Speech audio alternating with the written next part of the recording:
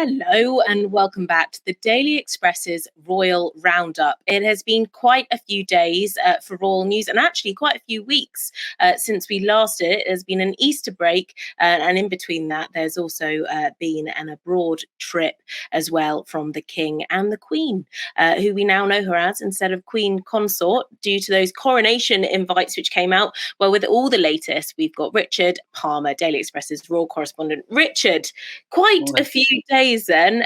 Welcome back off your Easter holidays. Thank you. Prince Harry coming solo to the coronation and Meghan staying in the US. Thoughts? Did you expect this to happen? I have to say, I always thought he would come, but I did think that Meghan would come as well, and partly that's for the cynical reason that I think they both need for their brand.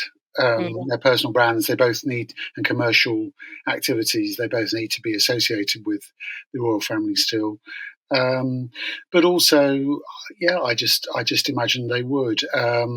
So that slightly caught me by surprise. I mean, other people I think would say that it was. I mean, the consensus among people I've spoken to seems to be this is a fairly elegant compromise and possibly the best outcome for both sides, if you like. I think it's a really nuanced position, this, at the moment, and of course, as a journalist, it's quite difficult to really get to the bottom of it. And I think I always have to caveat anything I say by, this is as far as we can tell and whatever, because nobody except the principals will really know. What conversations have gone on behind the scenes, and I think it's important to say that well, I mean, that people in the palace on this side of the water are very reluctant to discuss the Sussexes because of the sensitivities over all of this. But B, I think they're often kept in the dark themselves, the senior advisors to the King. And to the Prince and Princess of Wales, for example. And in a way that suits some of the advisors. They'd rather not know because it's so delicate, and then they can't be accused of leaking stuff or saying something out of place. But anyway, as far as we can tell, there is a slight thawing of relations, and I think you can see that that's between the King and Harry. Okay. And I think you can see that from the coordinated announcements that have been made about this decision, about the coronation, but also about the fact that they've been invited to the coronation, and also, most notably, the decision that Archie and Lilibet, the Sussexes' children, would be known as Prince and Princess. And it seems as if the palace had been talking to the couple for some time about that and saying, when do you want us to update the website? When do you want us to let the public know about this decision? And so that indicates at least some progress from where we were, say, a year ago or 2 years ago, when the Sussexes were regularly blindsiding their own family and also the senior advisors to the family with announcements out of the blue. Yes. So that's a positive sign if you care about them making up. And I think as a father, certainly the King wants his family to be reconciled. But then you get to the nub of it, which is that they're still, he and Queen Camilla and also William and Kate are really furious still about the things that Harry and Meghan have said and done, particularly in the Netflix series and in Harry's memoir Spare. And there appears to be at the moment no appetite to deal with that wider rift. I think it was this was a decent compromise that Harry wants to come for his father. It's about a son's relationship with his father on his big day, and trying to fix the bigger problems. I think it's sounding as if that's going to be for another day. You know, Yeah. if they get some time to chat and get on okay while Harry is back, then that would be a bonus. But it's looking as if his schedule is not going to allow much for that. I mean, as far as we understand it, he's the only public appearance he'll make during the coronation weekend is at the service itself at Westminster Abbey. It's not clear. You know, I think the wider members of the family will go back to Buckingham Palace for a lunch afterwards, and it's not clear whether he will go back for that. And is that because of the relations between the wider family? Do you think that he wouldn't go to that? Because obviously that's behind closed doors, so it wouldn't, be the excuse of a public appearance, let's say on a balcony, being a senior working royal that he's not. That would be behind the doors, surely, the lunch. So that would. Well, I mean, I think it's a possibility that he will go to that. There's been no briefing so far either way that I'm aware of from either his office in California or the palace. So that remains a possibility, and then that would give a little bit of time, possibly for him to talk to the family. Audrey has said in the comments that obviously this decision means that perhaps the spotlight will be more on Camilla and Charles, which is really what the day is all about. So I can imagine that Charles, as you said, will be very happy about the fact that Harry is coming and it's come to this. Yes, and I think certainly some of the royal advisors, the royal aides, I think are... they might not want to say it publicly. Well, I know they wouldn't want to say it publicly, but they're probably quite relieved, I think, that the Duchess of Sussex isn't coming, because I think her presence, although I think that Harry is the main problem, her presence ramps up the drama, and yes, does take away from the day for the people who it's really about. Well, whenever we do the Royal Roundup and we speak about Harry and Meghan, it just divides people. It just gets people really, really infused, whatever you think about them, whether you're a fan of them or not. So yeah, I can imagine perhaps that would take up a few front pages if she did come over, but perhaps Prince Harry will make a few front pages as well. But there'll be plenty of coverage of his appearance, and I think body language experts and lip readers will all be looking at what is said and done in the Abbey, and where Harry is seated as well. And that's a whole nother thing, isn't it? The seating plan, and when he comes in and who he's going to be sitting next to, and making sure that he doesn't bump into people perhaps that he shouldn't be bumping into, etc. Well, anybody who tells you that they know for sure where Harry is going to be sitting, I think you have to take that with a little bit of pinch of salt at this stage. The palace is really keeping that close to its chest. I mean, there have been some documents leaked, but as far as I'm aware, not the seating plan at the Abbey, and that's going to be an interesting issue. I mean, I've always said I thought that they would seat him away from the working members of the family, the senior working members of the family, because I think it will be awkward. But it's a delicate balance, if he's, there was some anonymous quote saying that he would be, sitting in Siberia or something to that effect, and so that. I think he'll be sitting some way from William and Kate, certainly, but. We will. It'll be the day itself, probably, when we find that out. And will he be wearing military attire? Well, that will be a whole other drama, won't it? I think.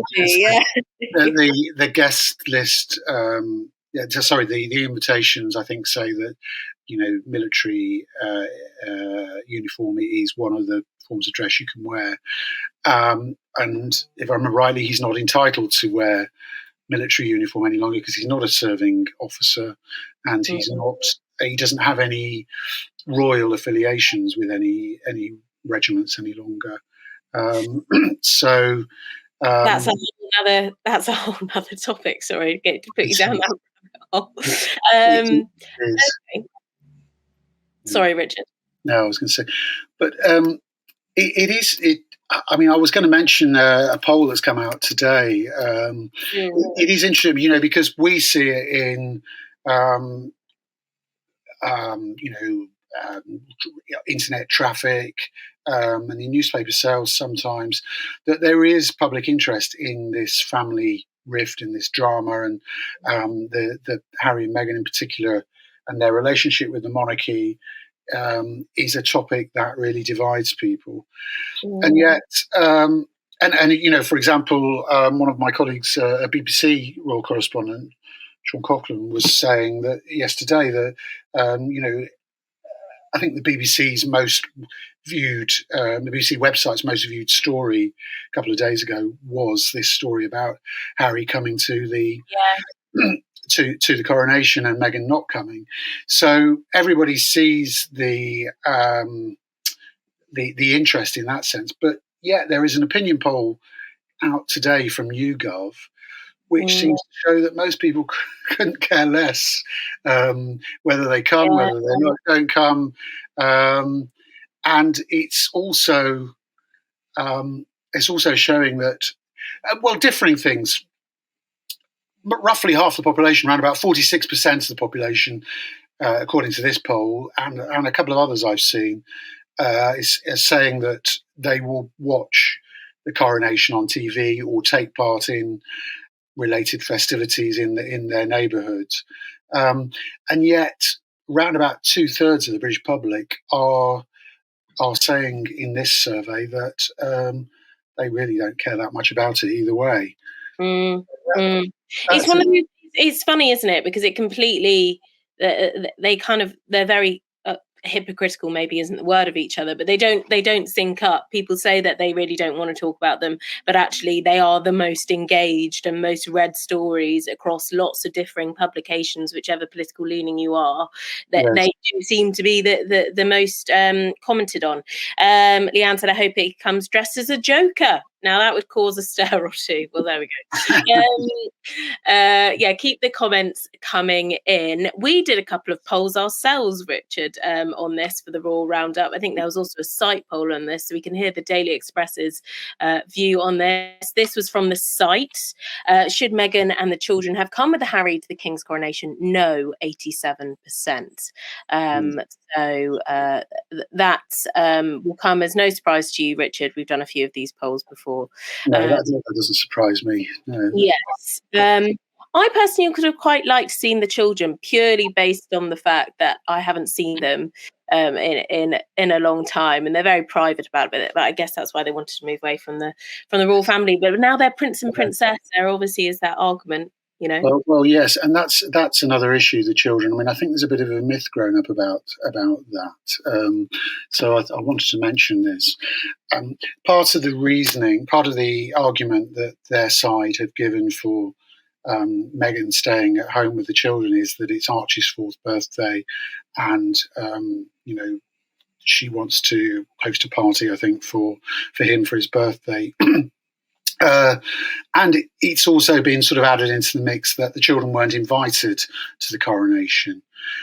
That's true, but it's also slightly misleading, because certainly, I've been told by people at the palace that yes, the invitation was sent just to Duke and Duchess of Sussex, not to the children, on the assumption really that at 4 years old and 22 months at the moment, I think Lilibet is, they were too young to go to the ceremony.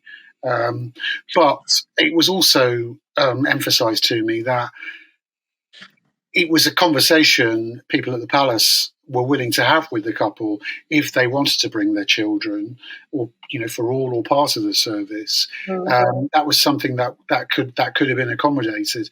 That the starting point was, are you coming? We need to know whether you're coming, and then we can talk about the rest of the family, the children. So, and Meghan and Harry did come over for the Platinum Jubilee, and did have a birthday party for Lilibet while they were over here. So all of that was possible. So, I'm not sure that is the main reason why Meghan isn't coming. Well, what do you think the main reason would be, Richard, if you don't think it would be that?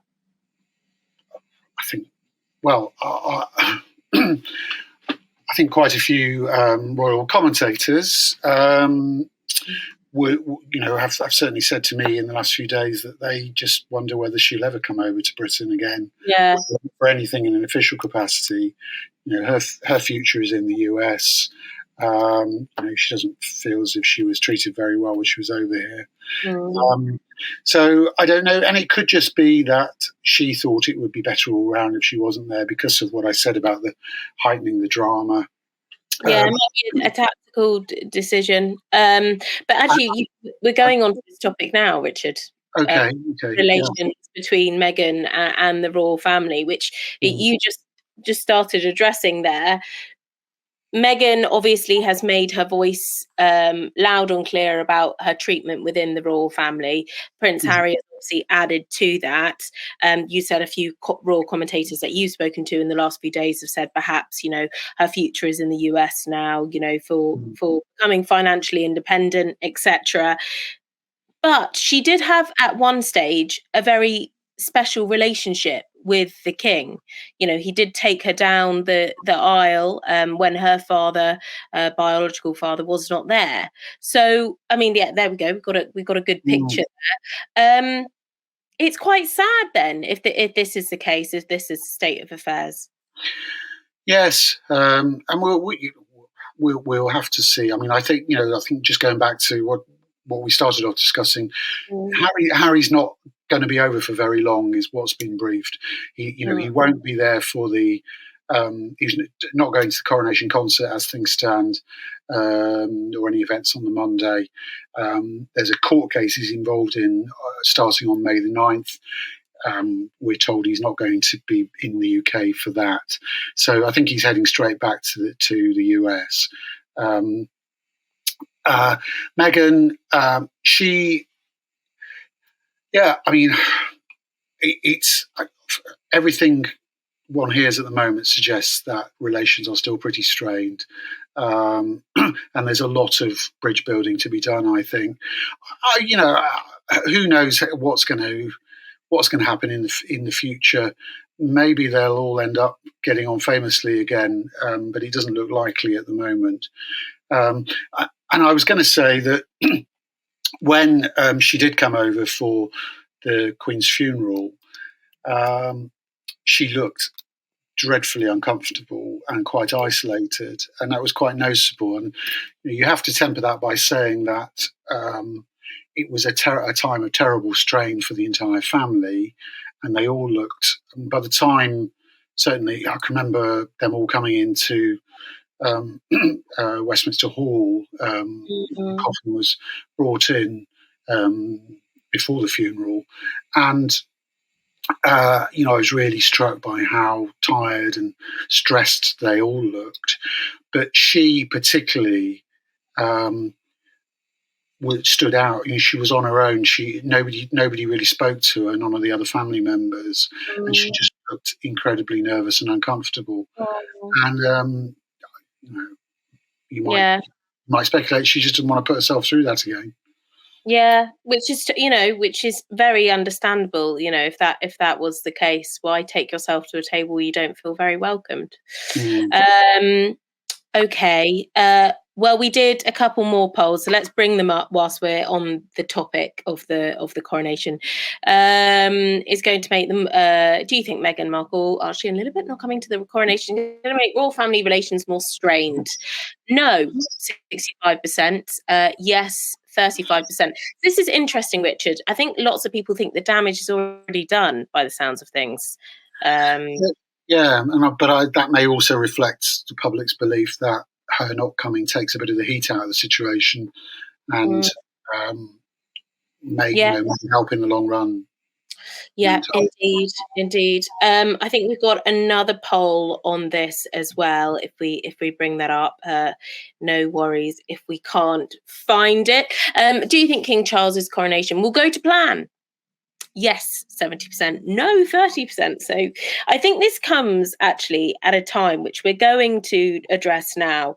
There's been lots of rumours circulating about the coronation plans in regards to a ramp perhaps being used, all sorts. I don't know the truth about this, Richard, so perhaps you can clarify a few of these things for us, which you know about. Is the coronation plans going to plan? Are the rehearsals going to plan? What's going on with it all? Well, yeah, conflicting accounts. Certainly, there was a story suggesting things weren't going to plan. My understanding from people at the palace is that they didn't really recognise the descriptions of things going awry, and I was told that it just wasn't the case, that a rehearsal had overrun by an hour. The ramp, I think there is always a plan to have a ramp to make the King's progress up to part of the ceremony easier, because I think he will be wearing some heavy robes. So as far as we've been told, and I've spoken to some people involved in organising this, things are going quite well. I mean, it would be astonishing if everything was pitch perfect with 3 or 4 weeks to go. So you would expect a few teething problems. We do know that the King and other members of the royal family have been using the ballroom at Buckingham Palace as a rehearsal room. So there's a sort of mini replica of parts of the Abbey set up in the Palace ballroom, which is where normally big events. It used to be where investitures took place. They now take part in the throne room. But so that's interesting. So when you say rehearsals, who would that involve? Just the senior members of the royal family, really? Well, I think everybody is involved, including the choristers and others at various times. I think there have been individual people rehearsing their parts of it, and then a mixture of everybody involved and just much smaller groups. The Abbey is open to the public till the 25th of April, I think. So they can't practice in there at the moment. So this was the solution to that. And how many in-person rehearsals in the Abbey will there be with the King? Short answer is I don't know. I mean, there was. I think there would certainly be a proper sort of dress rehearsal for most people involved in it. Well, you'd like to think so, with such a big occasion, wouldn't you? Yeah. I guess that's difficult for them, because we'll all be, we'll have photographers looking out for that sort of thing outside. Yeah, you would. But I mean, I haven't spoken lately to anybody on the military side, but I'm pretty sure there'll be a sort of full dress rehearsal for the military processions, I think. So things are ticking along nicely from what you've heard, Richard. So, and as you said, there's quite a while to go. So you would like to think that there's lots that can happen in that time. And in terms of, I mean, we've addressed slightly the military dress for the women within the family. Obviously, Anne does have her military ties, of course, but can we expect a certain look from them as well? A certain color code of dress or anything like that? No, I mean, I think they tend to coordinate things so that they don't all end up clashing with one another. But no, there's quite a lot of detail still to be announced about dress code, about tiaras and things like that. Of course, not even dresses, tiaras, of course. Yeah. The royal family, of course. Can I ask you, Pandora? I mean, you're quite a bit younger than me, to put it delicately. What's your sense of people from your generation? How interested, how excited are they about this event, do you think? I think they're excited, very much so. Lots of my friends have been asking, what they're all up to that weekend, and whether they're going to head into London to try and catch a bit of the action, or whether they'll go somewhere to watch the action from a big screen. I think there is some excitement surrounding it, but you have to balance whether it's excitement surrounding the coronation or whether it's excitement to all get together to celebrate something, if that makes sense. So it's a case of, actually being a royalist, or is it a case of, having the chance to have a really nice bank holiday weekend, memories, etc. I don't think it's so much of a debate surrounding who's coming, etc. Harry and Meghan, I don't think they're really that bothered about that side of things. I think it'll be nice for them to watch, but I don't think there's a massive pull for them really to be, avidly keeping up with all the updates. But I think it will be a case of, like the Platinum Jubilee, people will see what they want to see of it. And I think once it all happens, and I've seen down my road, the local council are throwing a party for it. I went actually into London this weekend, and I saw lots of different other posters surrounding like a big lunch, etc. So I think when it creeps closer and people are talking about it more, there'll be more excitement towards it. But as you said, it's a few weeks away yet. And I think people at the moment, it's kind of too far away, but there is talk about it, but not like a major excitement for it yet.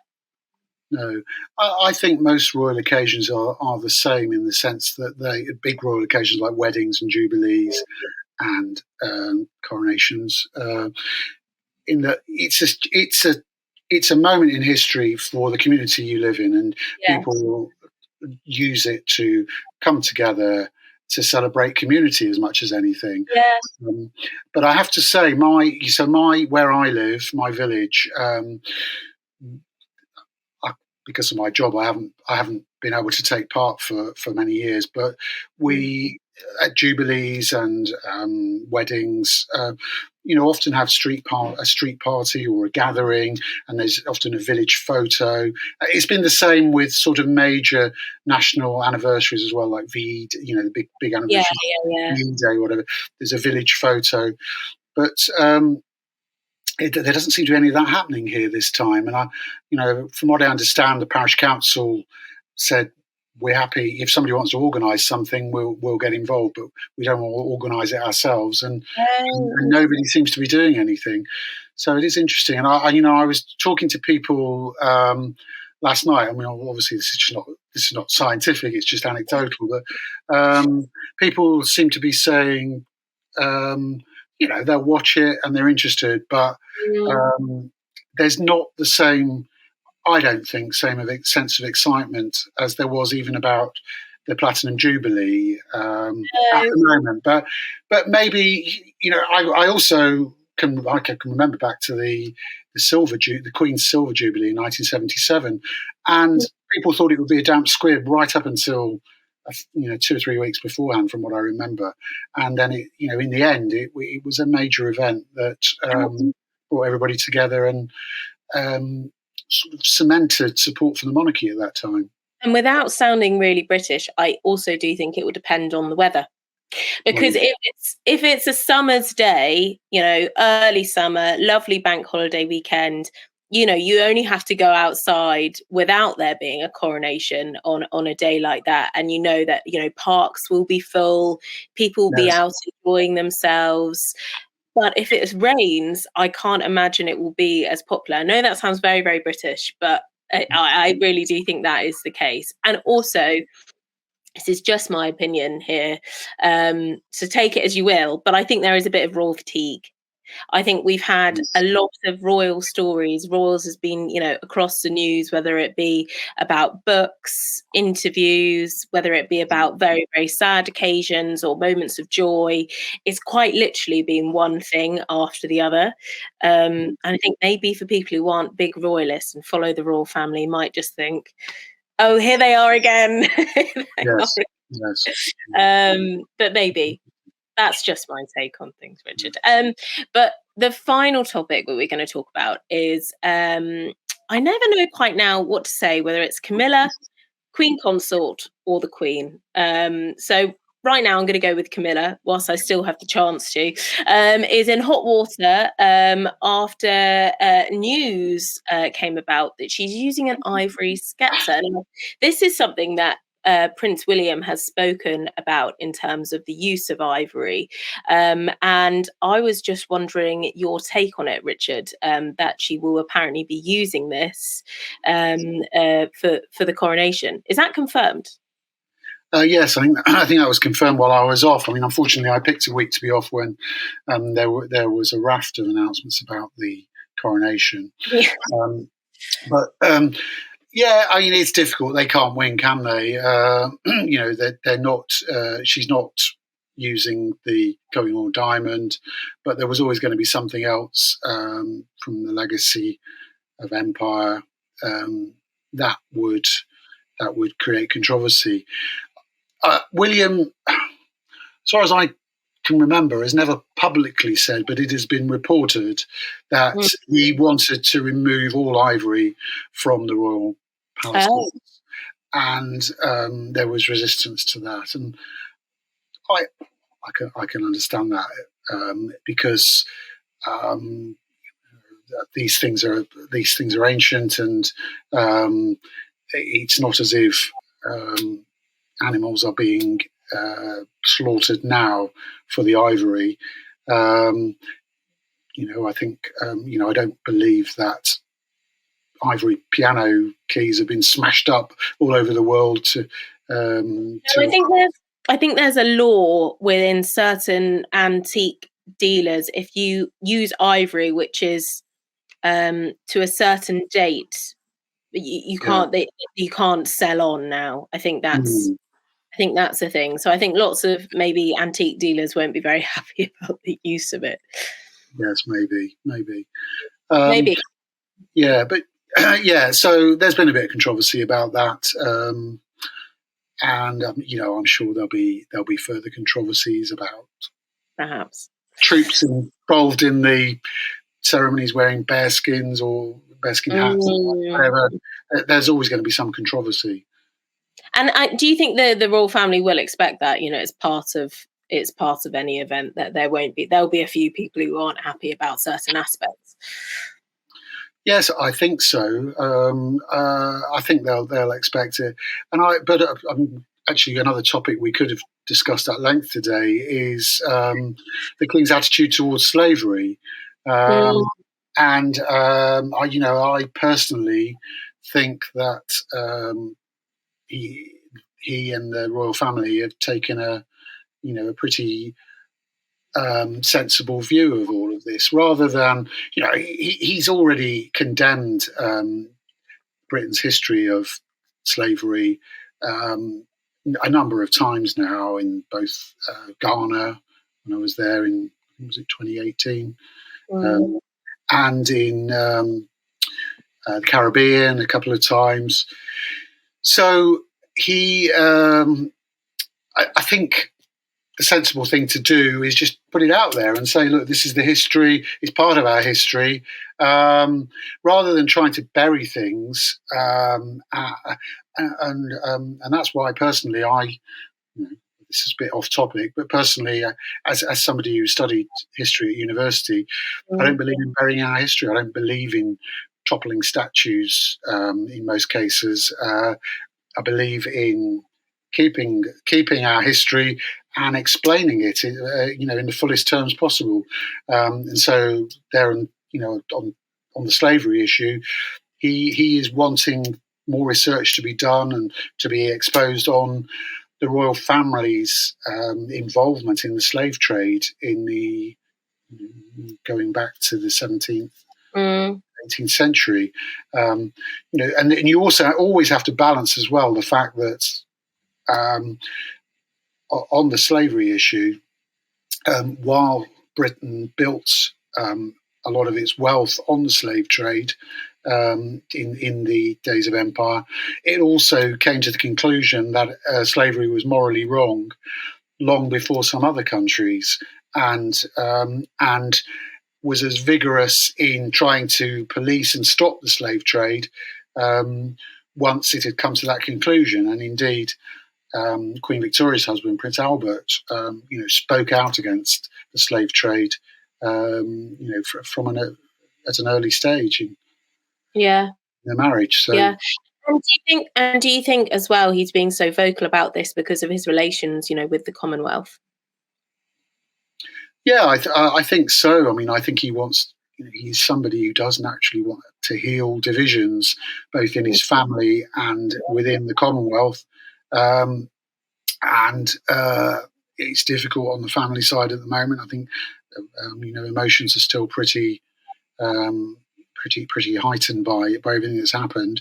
But I think it's quite possible that they will get there eventually to at least maybe come to some sort of resolution that may not be. It may be just behind the scenes rather than in public, but that they may well heal their divisions eventually. So certainly the King and Harry, but on the Commonwealth side, he's made it central to his role as head of the Commonwealth, but also central to his reign, I think, in this country, to deal with the historical legacy of the British Empire and the various controversies that come with that. Can we expect? Sorry, Richard. Sorry. No, so I was just going to reiterate that point about the sceptre. I think it's just part of our history. So, yeah, personally, I don't see it as a deal. Yeah, and as you said, I'm sure there'll be lots of other things that people pick up on throughout, which I'm sure will hit the headlines, get people talking. Well, I feel like it's a good question to end on then, as we're speaking about the Commonwealth. Who can we expect on the day? Is there any confirmed attendees apart from the obvious? Who can we expect? Well, I think most Commonwealth heads of government will be there. We know that. So, for example, I think we already know that the Australian Prime Minister Anthony Albanese is coming, and I think Justin Trudeau will be there, as far as I can recall. We also know that in a break with precedents, some foreign royals will be coming, sort of foreign kings and queens. So I think we know that King of Sweden, Crown Princess of Sweden, the Grand Duke of Luxembourg, if I remember rightly, King and Queen of Spain, I think, are coming. The Crown Prince and Princess Frederick and Mary of Denmark. So it's going to be a glittering occasion, I think, and that there will be a huge amount of international interest, international media interest on the day, and I suspect international public interest. For people such as King and Queen of Spain, where do they stay? Does the royal family put them up, as it were, or do they stay somewhere themselves? I think they'll make private arrangements. I can recall already seeing that. I forget which foreign royals it was. They announced they were staying at Claridge's. So I think they'll be dotted around some of the luxury hotels in central London and embassy buildings, ambassadors' residences, whatever. But I'm guessing that the Buckingham Palace will be a bit chocker with people organising the coronation. And when foreign heads of state come over for a state visit, then they stay at Buckingham Palace usually. But I don't believe that that's going to be the case this time. No, they'll be too busy. They'll be too busy to host. Okay, then, Richard, I feel like that's a nice ending for the Royal Roundup this week. As you said, there's lots to discuss, and I'm sure there'll be lots more to discuss as we draw ever closer to the coronation weekend. Richard, thank you very much for that. We have now launched a WhatsApp, which I need to tell you all about. It's a royal WhatsApp. You can join it. We're going to be putting the link in the comments if we can, so you can join it. It will bring you all of your royal news straight to your phone, as if you didn't have enough already. Well, if you are a keen royalist and you want to know more, then all you need to do is just click on the link and you can join the community with hundreds of others who are in that WhatsApp. It will bring you the latest breaking news, and also you can follow Royal Reporter on Twitter for all the exclusive pictures and videos from all of the fabulous events that he covers with the royal family. And of course, you can catch up with the Royal Roundup and all of our playlists on Facebook. There is just so many different ways to watch this. And of course, if you're watching on YouTube, then we hope you enjoy that. Premieres every 4 p.m. on a Friday. We will be back next week at a time to be confirmed, but of course, we will let you know. Richard, thank you very much for coming on. Thanks.